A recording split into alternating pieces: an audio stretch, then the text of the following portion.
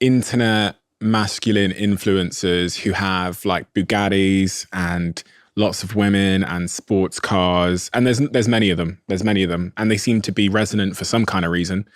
That are kind of saying that the way to be a man is to have loads of money, lots of women, these kind of cars, physical strength, and there's just this huge sort of generation of young, typically men, that are now disciples of that religion. Yeah. So I think if you dislike that toxic masculinity, what we need to understand is it's the people who hate that toxic masculinity that are driving these people towards it. So I know this is kind of crazy. So what's happened is this has grown, right? And as it's grown, what have we done? We've demonized these people. We've said these people are bad. And as we demonize them, what's happened? They've grown stronger. So this is something that's very important to understand. If you are a man and you say, I am suffering today, what is the response that you're going to get? Shut up.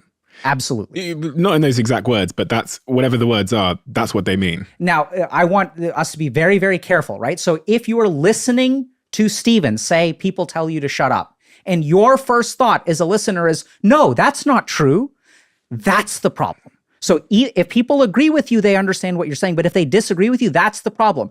We literally have a man who is telling us right now that your experiences when I say I'm suffering, people tell you to shut up. And then people are going to be judging you for saying that. And they're going to be saying, no, that's not true. They're going to be saying, shut up.